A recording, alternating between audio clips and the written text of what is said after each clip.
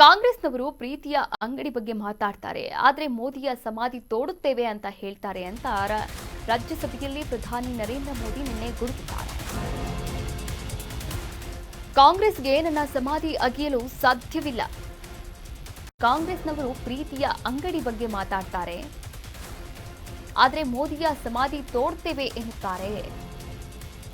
ರಾಜ್ಯಸಭೆಯಲ್ಲಿ ಪ್ರಧಾನಿ ನರೇಂದ್ರ ಮೋದಿ ಗುಡುಗಿದ್ದಾರೆ. ನಾನು ಪ್ರಧಾನಿ ಆಗಿದ್ದಕ್ಕೆ ಜೀರ್ಣಿಸಿಕೊಳ್ಳಲು ಕಾಂಗ್ರೆಸ್ನವರಿಗೆ ಆಗ್ತಾ ಇಲ್ಲ. ಬಡವ ಪ್ರಧಾನಿಯಾಗಿದ್ದಕ್ಕೆ ಕಾಂಗ್ರೆಸ್ಗೆ ಅಜೀರ್ಣ ಉಂಟಾಗಿದೆ. ನಾನು ಪ್ರತಿದಿನ 2 ಕೆಜಿ ಬೈಗುಳ ತಿನ್ನುತ್ತೇನೆ ಅಂತ ಮೋದಿ ಅವರು ಹೇಳಿರುವಂಥದ್ದು. ಅದೇ ನನ್ನ ಆರೋಗ್ಯದ ಗುಟ್ಟು ಅಂತ ಪ್ರಧಾನಿ ಮೋದಿ ಲೇವಡಿ ಕೂಡ ಮಾಡಿದ್ದಾರೆ. ಕಾಂಗ್ರೆಸ್ ಮತ್ತು ಬಿಜೆಪಿ ಈ ಕುರಿತಂತೆ ವಾಗ್ವಾದ ಯಾವಾಗಲೂ ಕೂಡ ಇರುತ್ತೆ. ಆದರೆ ರಾಜ್ಯಸಭೆಯಲ್ಲಿ ನಿನ್ನೆ ಪ್ರಧಾನಮಂತ್ರಿ ನರೇಂದ್ರ ಮೋದಿ ಅವರು ನಿಜಕ್ಕೂ ಕೂಡ ಕಾಂಗ್ರೆಸ್ನ ಲೇವಡಿ ಮಾಡಿದ್ದಾರೆ ಅಂತಲೇ ಹೇಳ್ಬೋದು. ನೋಡಿ, ನಾನು ಪ್ರಧಾನಿಯಾಗಿದ್ದಕ್ಕೆ ಕಾಂಗ್ರೆಸ್ನವರಿಗೆ ನಿಜಕ್ಕೂ ಕೂಡ ಡೈಜೆಸ್ಟ್ ಮಾಡ್ಕೊಳ್ಳೋಕ್ಕಾಗ್ತಾ ಇಲ್ಲ. ಒಬ್ಬ ಬಡವ ಪ್ರಧಾನಿ ಆಗಿದ್ದಕ್ಕೆ ಕಾಂಗ್ರೆಸ್ಗೆ ಅಜೀರ್ಣದ ಸಮಸ್ಯೆ ಉಂಟಾಗಿದೆ.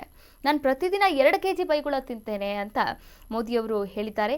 ಹಾಗೆ ಈ ಬೈಗುಳ ನನ್ನ ಆರೋಗ್ಯದ ಗುಟ್ಟು ಅಂತ ಕೂಡ ಪ್ರಧಾನಿ ಮೋದಿ ಕಾಂಗ್ರೆಸ್ನ ಲೇವಡಿ ಮಾಡಿರುವಂಥದ್ದು. ಹಾಗಾದ್ರೆ ಎಕ್ಸಾಕ್ಟ್ ಆಗಿ ಏನು ಮಾತನಾಡಿದ್ರು ಪ್ರಧಾನಮಂತ್ರಿ ನರೇಂದ್ರ ಮೋದಿ ಅವರು ನಿನ್ನೆ ನಡೆದಂತಹ ರಾಜ್ಯಸಭೆಯಲ್ಲಿ ನೋಡ್ಕೊಂಡು ಬರೋಣ.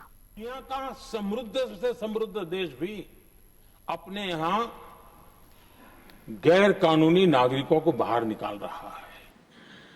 हमारे देश में घुसपैठियों को बचाने के लिए अदालतों को तब तक प्रेशर पैदा किया जा रहा है. मेरे देश का नौजवान कैसे ऐसे लोगों को माफ करेगा जो घुसपैठियों की वकालत करने के लिए ताकत लगा रहे हैं. और घुसपैठिए मेरे देश के नौजवानों के हक छीन रहे हैं, उनकी रोजी रोटी छीन रहे हैं, आदिवासियों की जमीन छीन रहे हैं, बेटे बेटियों के जिंदगी पर खतरे पैदा हो रहे हैं. लेकिन उनके लिए महिलाओं पर अत्याचार होते रहे